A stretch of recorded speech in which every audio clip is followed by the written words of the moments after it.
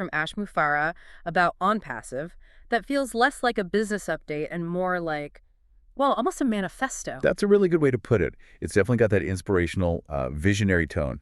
The source material positions OnPassive not simply as another tech company, but this is their framing, as a global movement. A global movement. That's a big claim right out of the gate. It is, and they say it's aimed at fundamentally redefining, how people live, work, connect, basically everything. So our task today, our deep dive, is really to unpack these specific claims. Progress, innovation, global impact. What does the address actually say they've achieved or are achieving? Okay. And where does this manifesto, as we're calling it, begin? Does it start with the tech? No. Interestingly, it starts with gratitude. And it frames the speaker, Mufareh, not as just the CEO, but as a fellow dreamer, speaking to the beloved OnPassive family. It's very relational from the start. Family, dreamer. Okay, so setting a specific tone. Why start there, strategically?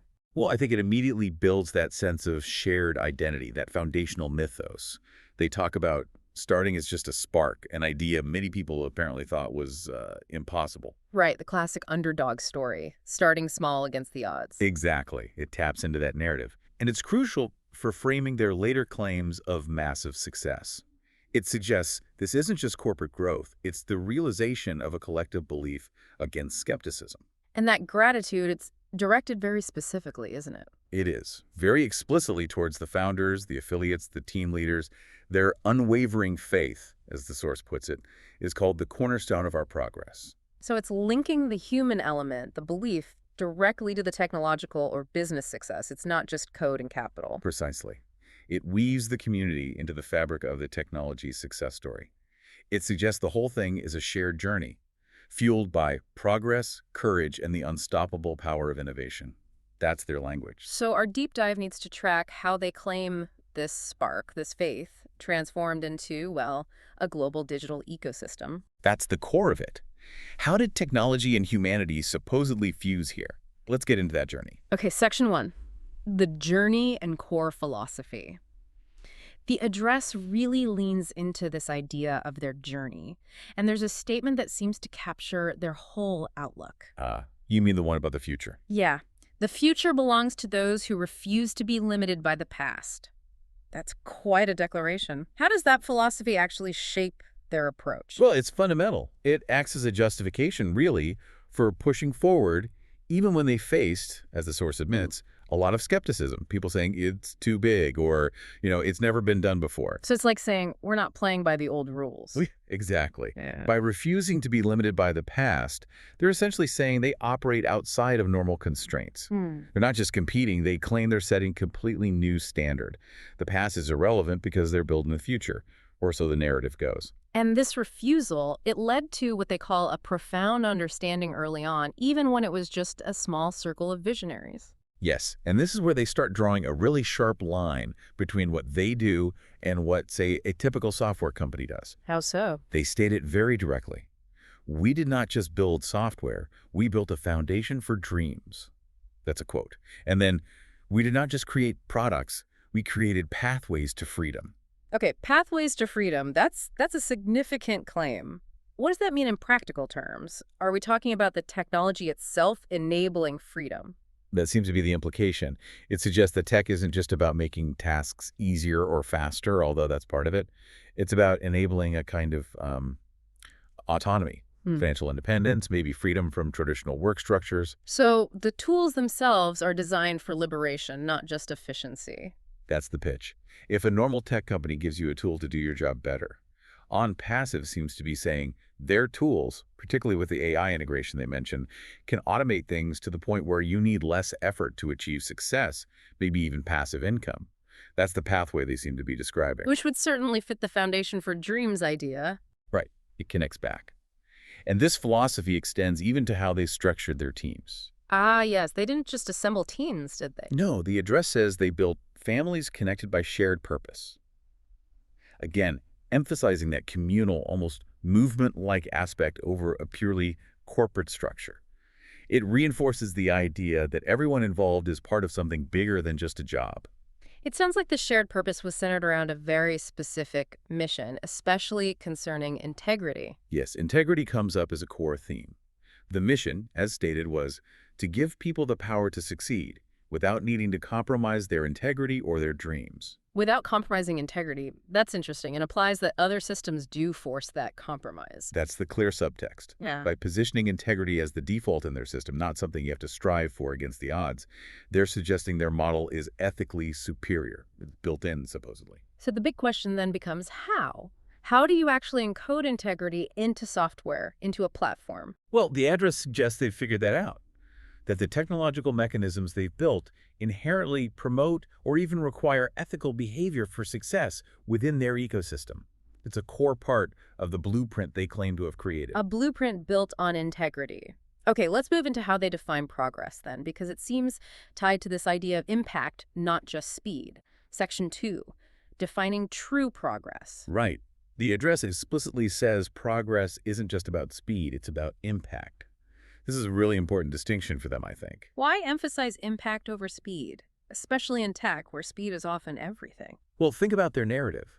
They talk about a long development journey, facing skepticism. Focusing on impact justifies that time investment. It suggests they weren't just rushing out another product, they were building something foundational, something designed to last and create real change. So it manages expectations while also elevating the significance of what they finally deliver. Exactly. It frames the weight as necessary for achieving something truly disruptive and beneficial, not just another iteration of existing tech. Okay, so if progress is measured by impact, what does that impact look like according to the source? They seem to break it down. They do, into three main pillars, which are quite ambitious. They move beyond just, company profits or user numbers. What's the first pillar? It seems very focused on their core community. It is. Pillar 1 is financial independence, specifically giving every founder a platform to achieve it. This is a direct promise to those early believers, those affiliates. It links the platform's success directly to their personal economic freedom. And the mechanism for that would be the automated systems, the commission structures. That's strongly implied. Efficient, perhaps automated commission payouts, tools that generate success with less direct effort. Things that make financial independence a built-in feature of participation for those founders. Okay. Pillar 2 seems broader, aimed at the wider economy. Yes, business empowerment. Empowering small businesses with tools they never thought they could afford. This is about democratizing technology, giving, say, a small local shop access to the kind of sophisticated AI, global reach, or data analytics that usually only big corporations have. Leveling the playing field, essentially. That's the idea, breaking down the barriers that keep small players small, using their integrated ecosystem. And the third pillar goes even broader than business. Right. Pillar 3 is serving humanity. This involves providing communities with access to education, security, and opportunities. This positions the company almost as a public utility for the digital age. So connectivity, learning, safety, basic needs met through their tech. And explicitly framed as serving people, not just corporations. Yeah. This ties back directly to that integrity mission, applying it on a global societal scale. They're saying their tech has a conscience. And to achieve this level of impact, they claim they had to solve some really hard questions first. What were those? Yeah, the source highlights this. It suggests others haven't tackled these or haven't succeeded. The first one is about automation. How can we automate processes so people have more time for what matters most? Which links back to the pathways to freedom idea. Less drudgery, more life. Exactly. Let the AI handle the routine stuff. The second question is a huge one today. How can we integrate AI so it works for humanity, not against it? The ethical AI question, that's central to so much tech debate right now. It is. And they're claiming to have cracked it. To have built AI that empowers users, aligns with human well-being, rather than just optimizing for corporate goals or data extraction. A very bold claim. And the third question circles back to that core principle. Integrity again. How do you build a company where integrity is the default, not the exception? They claim to have answered this too. So by tackling these three automations for freedom, ethical AI, and built-in integrity, they arrive at a pretty powerful conclusion in the address. They do. The transition is stark. We have done it. It's an assertion that they haven't just launched products. They've created, and this is the key phrase, a blueprint that the world will follow for decades to come. A blueprint for the future. Not just a company, but a model for how ethical, impactful tech should operate globally. That's the scale of the claim. A new standard, a new digital constitution, essentially. Okay, so if that's the blueprint, what are the actual bricks? Section 3, the digital ecosystem and specific achievements. The address introduces OES 2.0. What is that? OES 2.0, the ONPASSIVE ecosystem, is presented as the core infrastructure. It's the connective tissue, the platform that makes all their individual products work together seamlessly. So it's not just a collection of apps, it's integrated. That's the critical idea. Data flows between them, efficiencies are shared. An action in one tool, like OVerify, might automatically trigger something in OWallet or OShop. This interconnectedness is supposedly the engine driving the automation and the promised freedom. Makes sense. And the address then lists specific products within this ecosystem. Let's start with OConnect. What's the claim there? OConnect deals with communication. The claim is huge. It's changing the way people communicate worldwide. Changing communication worldwide. That's aiming high. Considering the existing giants, how would it do that? The source doesn't detail the how exhaustively, but we can infer. Uh-huh. It likely involves a superior AI integration, maybe real-time translation transcription, automated summaries that plug right into other OES tools, making global communication smoother, more secure, more intelligent, especially for businesses. Okay, then there's the financial piece, OWallet, and the claim there is also massive. It really is. OWallet is described as redefining global banking and commission systems. This hits that financial independence pillar hard. Redefining global banking, what does that imply? Faster transfers, lower fees, crypto. It implies solving the big friction points in international money movement. High fees, delays, lack of transparency, especially with currency conversion. Think about their global affiliate base getting commissions paid instantly, anywhere in the world, with minimal cost. That would be redefining things compared to traditional banking or even platforms like PayPal. So the efficiency and transparency of money movement is key to the trust and the freedom promise. Absolutely. Yeah. Especially for the commission system that underpins the founder and affiliate model. It needs to be seamless and borderless. And if you're handling global finance, security is non-negotiable. That brings us to OVerify. Right. OVerify is positioned as the guardian of the ecosystem. They claim it's setting a new gold standard for digital security, and specifically mention OKYC verification. OKYC, online know your customer, so identity verification. Yes, but potentially a gold standard version. Faster, more reliable, globally applicable identity verification. This is crucial for compliance, for trust, and it directly addresses that integrity by default idea we talked about. Well, if you want integrity to be the default, you need to know who is participating. Yeah. OVerify is supposedly the mechanism that ensures everyone is who they say they are, preventing fraud and building a trustworthy environment for commerce and finance across borders. It's the technological enforcement of integrity. Got it. What about community building? Is there a tool for that? There is. Opal is mentioned as a platform connecting communities like never before. This sounds like a social or group collaboration tool, likely integrated with OConnect and maybe even OWallet, allowing communities to organize, communicate, and perhaps even pool resources or transact easily, nurturing that family aspect. And then commerce, which must be vital for the financial independence goal, OShop. Yes, OShop is the e-commerce engine. It's about empowering global commerce with AI-driven precision. This is where the AI gets very practical. AI-driven precision, meaning? Probably AI handling things like predicting inventory needs, optimizing global shipping logistics, personalizing marketing across different cultures and languages, analyzing sales data in real time. The idea is to give a small business owner, using OShop, the kind of sophisticated, automated operational power that usually only massive corporations can afford. So OShop aims to remove the barriers of scale and complexity for entrepreneurs worldwide. That's the promise. Turnkey, intelligent global commerce. A direct challenge to existing platforms by baking in that AI advantage. And there were a few other tools mentioned briefly. Yeah, a supporting suite. OChat for messaging, OPeer for peer-to-peer stuff, and OVirtual for, presumably, virtual collaboration or management tools. They all contribute to the idea of a complete digital environment within OES 2.0, making life smarter and simpler. Simpler because you never need to leave the ecosystem. That seems to be the goal. And the address frames each product not just as a corporate achievement, but as progress for humanity itself. Okay, so this entire integrated ecosystem, all these tools, it's all building towards something specific. A date was mentioned. Yes, very explicitly. The address names July 24th, 2025 as the date for the global launch. This is framed as the moment the world will witness the birth of this new digital empire. An empire explicitly built, they say, on fairness, transparency, and opportunity for all. That's the stated foundation. So that date becomes a major benchmark. It's the point where the blueprint is supposed to be fully operational and visible globally. A massive undertaking. But the address doesn't pretend it was easy.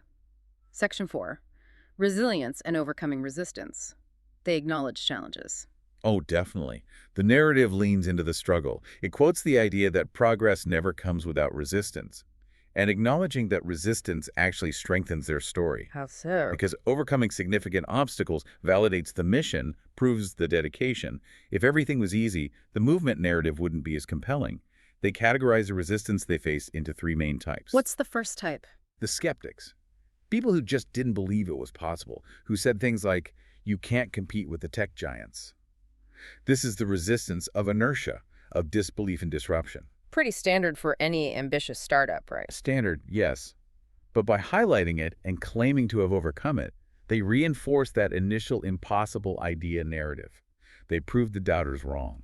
Okay, who is the second group causing resistance? Regulators. Yeah. Specifically, regulators who did not understand our mission. This is a different beast. It's about navigating complex legal and compliance landscapes globally, especially when you're introducing a novel financial and tech model. That sounds like it could be a huge bottleneck. It likely was, and overcoming it probably required significant effort, maybe even developing proprietary solutions like that gold standard O-Verify system to meet or exceed diverse regulatory requirements. It suggests they had to build compliance into the core. And the third category of resistance sounds more active. Yes, attacks, described as direct and indirect opposition from those who, in their words, wanted to keep the world dependent on outdated systems. So implying established players actively tried to stop them. That's the framing.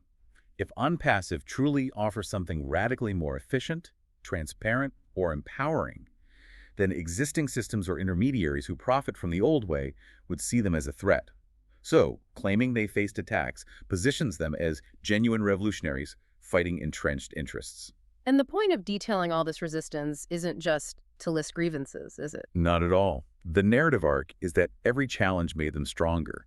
Obstacles weren't roadblocks. They were crucibles. They forced refinement, adaptation. The company didn't just survive, it evolved. They grew smarter, stronger, and more united because of the opposition. So the resistance actually helped shape the final blueprint. That's the argument. It tested their resilience, forced them to improve their tech, security, and mission clarity.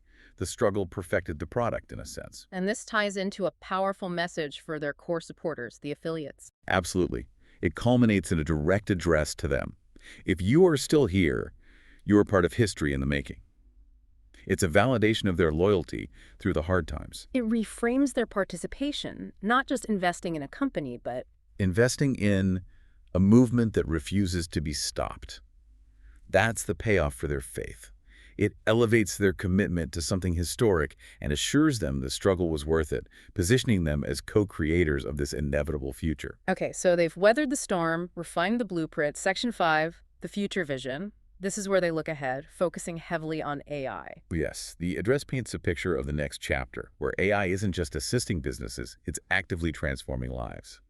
It shifts from the company's journey to the impact on individuals globally. And they make this tangible with specific examples, right? Connecting the products to real-world scenarios. Exactly. They move from abstract concepts to vivid illustrations, for instance, addressing financial inclusion. How do they illustrate that? With the image of a farmer in a remote village using O-Verify and O-Wallet to access microloans instantly.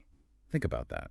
O-Verify provides the trust, O-Wallet provides the rails, and the instantly implies AI-driven assessment, bypassing slow, traditional banking processes that often exclude people like that farmer. So it connects multiple tools to solve a real-world problem of financial exclusion. Precisely.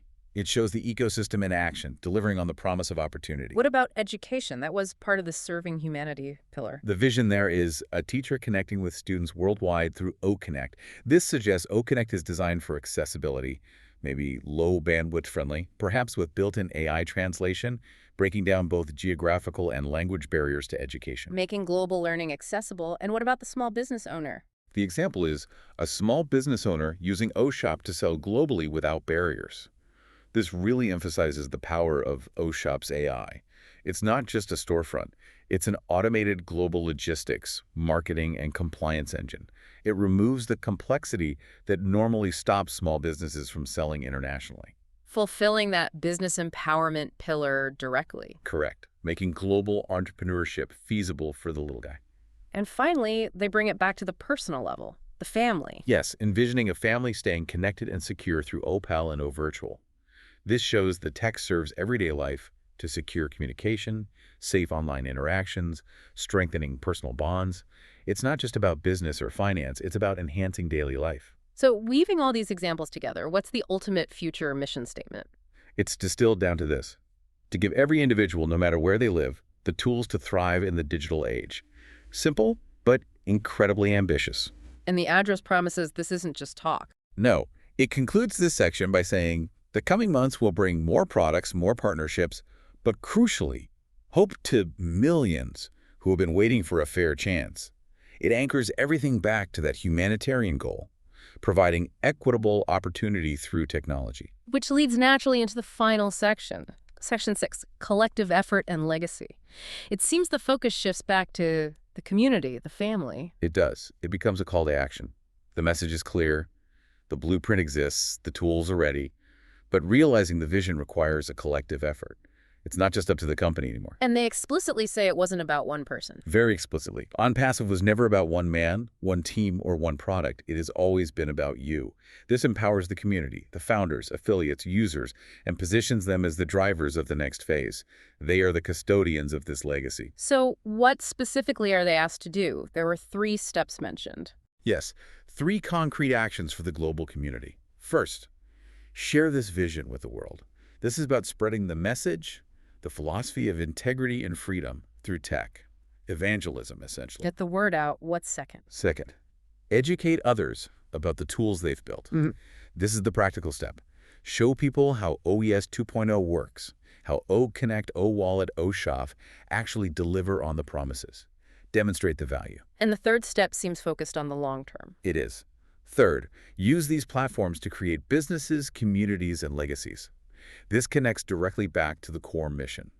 The ultimate success isn't just the platform's existence, but the lasting success, financial, social, personal, that users build on the platform, creating generational impact. And the underlying feeling is that this isn't just a good idea, it's necessary. Absolutely. The final call frames it as a global imperative. The world needs what we have, and together we will deliver it. It's a statement of conviction, shared responsibility, and the unstoppable nature of their mission. Okay, bringing it all together for the outro. The unstoppable journey. What's the final takeaway from this address? I think the central theme, repeated near the end, is progress is not a destination. It is a journey that never ends. The address maps that journey from a spark of an idea through resistance that forged resilience to this claimed blueprint for a better digital future, powered by AI and built on integrity. A journey they emphasize is global in scope. Yes, they paint that picture vividly. From the deserts of Dubai to the villages of Africa, from the skyscrapers of New York to the small towns across the globe. It underscores the universal applicability and ambition of their ecosystem, OES 2.0. And it ends with a very definitive statement of where they stand now. A clear, confident assertion. OnPassive is here, OnPassive is ready, OnPassive is unstoppable. It leaves no room for doubt about their belief in their current position and future trajectory. Building the future, as they say, brick by brick, line by line, dream by dream. It's undeniably a powerful narrative, a vision of tech fused with humanitarian goals, claiming to have built pathways to freedom by refusing limits and encoding integrity into tools like OVerify and OWallet. It really is, and it prompts reflection, doesn't it? This whole idea of identifying and replacing outdated systems with a new blueprint based on fairness. It does, which leads us to our final thought for you, the listener. If this movement defines itself by dismantling outdated systems to build something better, something based on integrity, what outdated system, maybe a rule, a process, even a mindset, exists in your own professional life or your industry? What's the old blueprint you're currently following, perhaps compromising on something important that needs to be replaced? And what legacy are you inadvertently supporting by sticking to it? That's a challenging question to sit with. What needs your personal blueprint update? Definitely food for thought. That wraps up our deep dive into the address on the unstoppable progress of OnPassive. Thanks for joining us.